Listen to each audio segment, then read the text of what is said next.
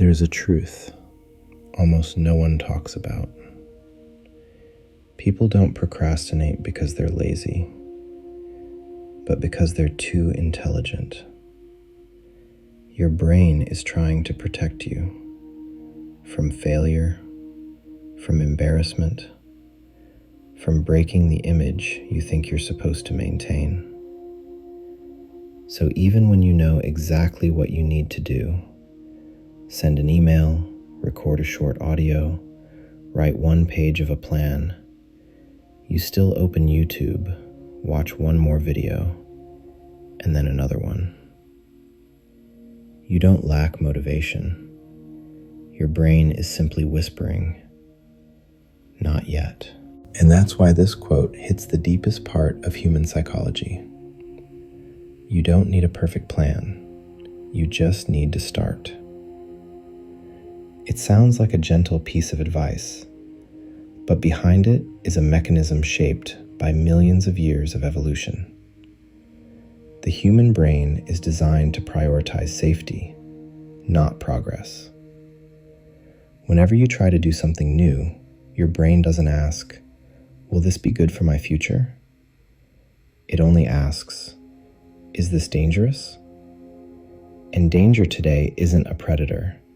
It's the judgment of others. It's the fear of not being good enough. It's the pressure to get it right the first time. So the hesitation you feel is perfectly logical. It's a survival reflex. What's fascinating is that fear rarely calls itself fear. It dresses itself up as logic. Let me prepare a bit more. I just need a few more techniques. I'll do it tomorrow when I'm in a better mood.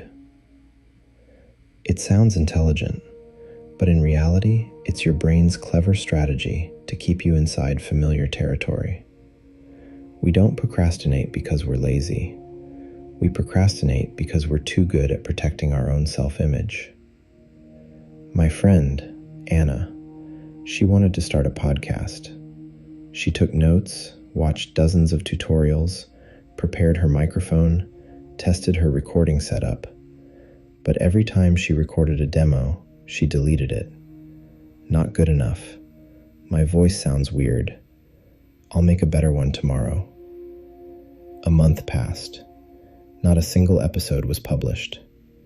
Anna wasn't lazy.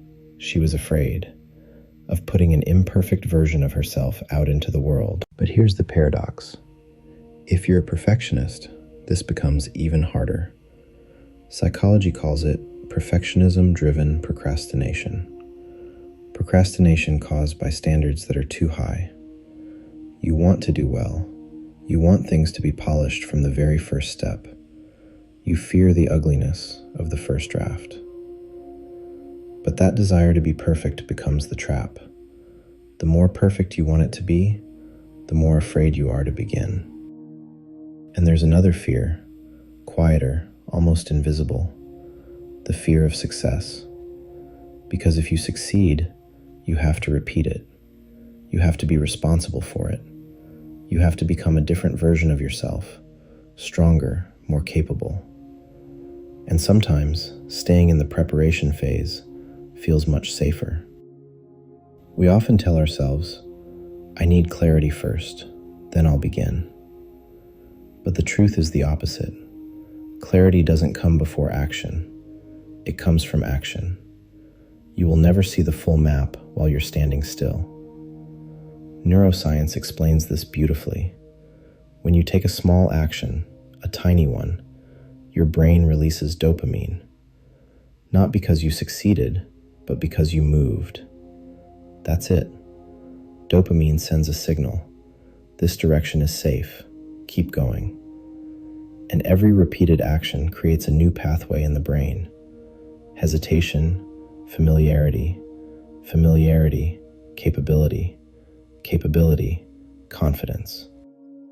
That's why microsteps always outperform perfect plans. And if you've never felt the power of small steps, it's not because you're not good enough. You're just stuck in the loop called analysis paralysis, thinking so much that you cannot act. And social media makes everything worse. You only see other people's polished versions.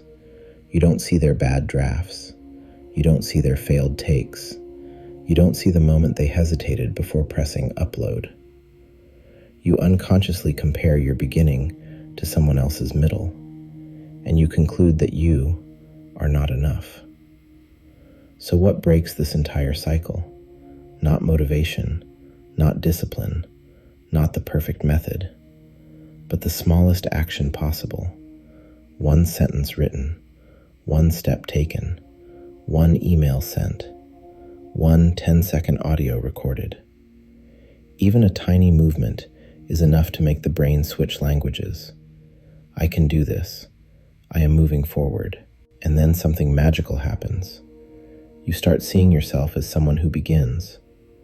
The fear is still there, but it's no longer in control, because now you have real experience. That's why this quote is so powerful. You don't need a perfect plan. You just need to start. Starting is not a task. It's a transformation. From observer to creator. From avoidance to action. From fear to possibility. So ask yourself, gently, what have you been thinking about for too long? What have you promised yourself you'd do tomorrow? What is still waiting for you, even if it's just one tiny step? You don't need the whole road. You just need the first moment. And if you want to take a micro action right now, you can start with something simple, liking this video or subscribing to the channel, because I genuinely need you. And as a gentle reminder for both of us, every beginning starts with one small step.